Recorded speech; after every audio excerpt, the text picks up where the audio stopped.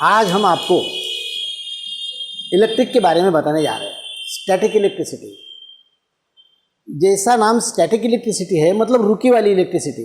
जैसे कि आपने देखा होगा सेल में इलेक्ट्रिक होती है, ऐसी रुकी वाली। जैसे हम बटन दबाएंगे और करंट चलने लगेगा वायर में, उसको करंट इलेक्ट्रिसिटी बोलते हैं।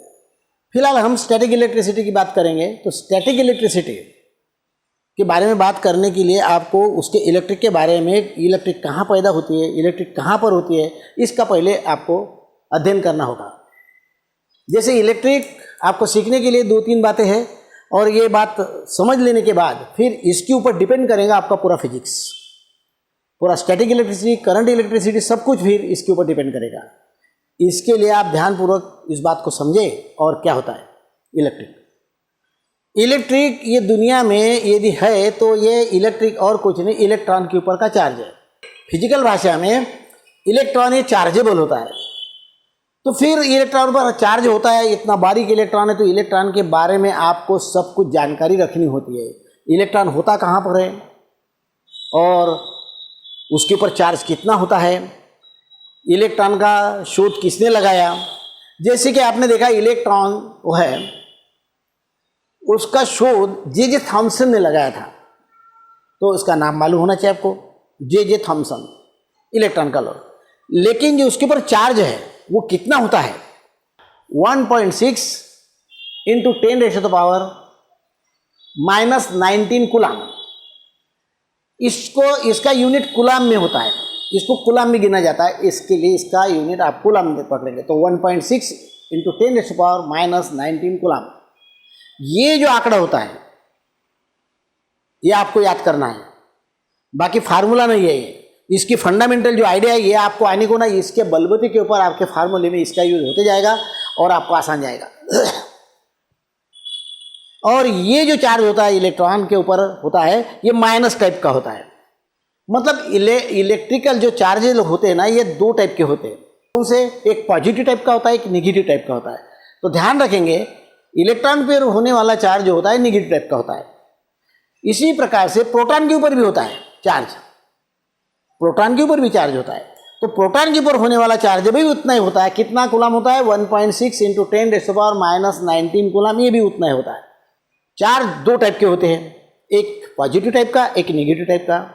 प्रोटॉन के ऊपर होने वाला जो चार्ज है वो भी उतना ही है जितना इलेक्ट्रॉन का है, लेकिन इलेक्ट्रॉन के ऊपर होने वाला चार्ज ये नेगेटिव टाइप का होता है। ऐसा प्रोटॉन का जब नाम आया उसके ऊपर चार्ज है तो उसके चार्ज का पता लग गया आपको, 1.6 इंटू 10⁻⁻19 कूलाम। और प्रोटॉन का जो शोध निकाला वो रदरफोर्ड के नाम से है, रदरफोर्ड ने निकाला। बस इतनी 2 चीज़ें याद होना चाहिए। लेकिन इसके बारे में आपको और मालूम होनी चाहिए, क्या इसका वजन कितना है, इलेक्ट्रॉन का वजन कितना है, प्रोटॉन का वजन कितना है, ये होता कौन से ऑर्बिट में, क्या क्या होता है, ये सब जानकारी आपको आनी चाहिए। जैसे कि इलेक्ट्रॉन के बारे में चार्ज का पता लग गया, प्रोटॉन के बारे में चार्ज का पता लग गया आपको। अब इसके वेट के बारे में, वेट ऑफ इलेक्ट्रॉन, वजन यदि बात करेंगे, उसका मास की बात करेंगे तो उसका होता है 9.1 इंटू 10⁻⁻31 किलोग्राम। वजन की बात करेंगे तो प्रोटॉन की बात करेंगे वजन की, तो 1.67 इंटू 10⁻⁻27 किलोग्राम। प्रोटॉन जरा वजनदार होता है, भारी होता है उससे, इलेक्ट्रॉन से, तो उसके वजन की बात आ गई। एक ये यदि इलेक्ट्रॉन के ऊपर चार्ज है, इतना छोटा सा चार्ज है, 1.6 इंटू 10⁻⁻19 कूलाम, मतलब 1.6 डिवाइडेड बाय 1 के ऊपर 19 जीरो। यदि उसका कैलकुलेशन कर दिया जाए तो नहीं के बराबर होता है, और ये सबसे कम चार्ज है दुनिया में। अब ये जो इलेक्ट्रिक बनी है ये कूलाम में गिनते हैं, तो 1 कूलाम चार्ज कितने इलेक्ट्रॉन मिलकर बनेगा ये मालूम होना चाहिए आपको। तो 1 कूलाम चार्ज बनने के लिए आपको कितनी इलेक्ट्रॉन की जरूरत पड़ेगी वो आपको याद होना चाहिए आंकड़ा।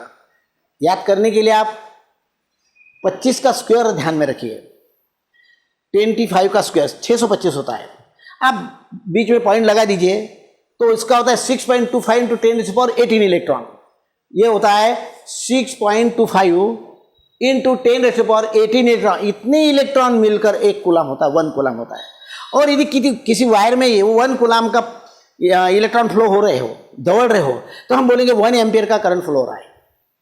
तो 1 के लिए ध्यान रखेंगे, 1 कूलम यदि किसी वायर में फ्लो हो रहा है करंट, तो वो बोलेंगे हम 1 कूलम का 1 एम्पियर का करंट फ्लो हो रहा है, ऐसा बोलेंगे। हमने जो इलेक्ट्रॉन का चार्ज बताया आपको 1.6 इंटू 10⁻⁻19 कूलम जो बताया है, ये ESI सिस्टम में होता है। हमारे पास 2 सिस्टम हमेशा लगे रहते हैं, एक SI सिस्टम और CGS सिस्टम। ESI का मतलब होता है, किसी बच्चों को नहीं मालूम, SI का मतलब होता है क्या, यदि वजन गिनेंगे, मास गिनेंगे तो किलो में गिनना होगा, लेंथ गिनेंगे मीटर में गिनना होगा, और आप यदि उसका टाइम गिनना है SI में तो सेकंड में गिनना होगा। CGS में क्या होता है, 2 यूनिट हमारे चलते रहेंगे। CGS में क्या होता है, यदि हम लेंथ गिनेंगे तो सेंटीमीटर में गिनना होगा, वजन गिनेंगे तो ग्राम में गिनना होगा, और टाइम तो सेकंड में ही है, दोनों के लिए कॉमन है। तो इस प्रकार से आपको ये बताने जा रहे हैं कि इलेक्ट्रॉन के ऊपर जो चार्ज होता है वो होता है 1.6 इंटू 10⁻⁹ कूलम, ये SI में। लेकिन CGS में आपको पूछा जाए, CGS, तो CGS में होता है इसका 4.8 इंटू 10⁻⁻10 स्टैट कूलम। यहाँ पे लिखा है आपका 4.8 इंटू 10⁻⁻10 स्टैट कूलम होता है, ऐसा। इस प्रकार से इलेक्ट्रॉन के ऊपर और एक चार्ज पूछेंगे आपको, जानबूझ के पूछते हैं, और इतनी बातें याद रखना है आपको, बस इतनी मेहनत करनी है। देखो पूरी किताब आपको ऑटोमेटिक आने लगेगी, हम फिर वो आइडिया आपको दे देंगे। लेकिन ये आंकड़े जो होते हैं, ये महान लोग साइंटिस्ट ने निकाल के रखे हैं, तो ये बहुत इंपॉर्टेंट होते हैं। तो एक पूछेंगे आपको, क्या इलेक्ट्रॉन के ऊपर जो चार्ज होता है तो वो specific charge of electron, specific charge पूछेंगे, चार्ज ही नहीं पूछेंगे। चार्ज पूछेंगे तो 1.6 इंटू 10⁻⁹ कूलम। यदि आपको बोलेंगे इलेक्ट्रॉन का स्पेसिफिक चार्ज कितना है, स्पेसिफिक नाम लिया जाए तो चार्ज कितना है, और ये होता है उसका फार्मूला E/m। E/m यहाँ लिखा है, ये specific charge of electron E/m। E का मतलब होता है इलेक्ट्रॉन पर का चार्ज, और m का मतलब होता है इलेक्ट्रॉन का ही मास ऑफ इलेक्ट्रॉन। यदि हम E की बात करेंगे तो 1.6 इंटू 10⁻⁹ कूलम लिखना होगा, और m का मतलब है तो 9.1 इंटू 10⁻31 किलोग्राम ये लिखना होगा। इसका टोटल कैलकुलेशन कर दिया जाए तो 1.76 into 10⁻11 coulomb kg divided by kg, तो मतलब कूलम पर kg, इसका यूनिट ये होगा।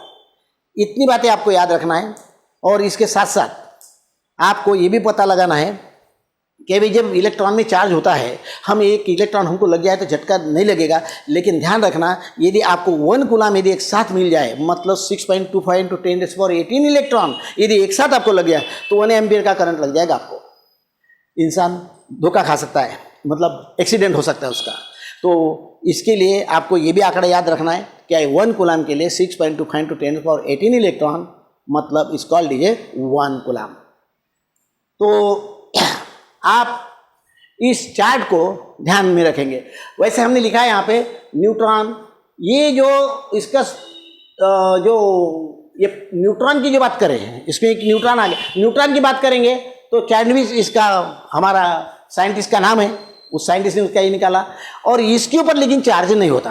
तो क्या देखा, न्यूट्रॉन के ऊपर कोई चार्ज नहीं होता, इलेक्ट्रॉन के ऊपर चार्ज होता है और प्रोटॉन के ऊपर चार्ज होता है, और ये दोनों ही चार्ज सेम होते हैं।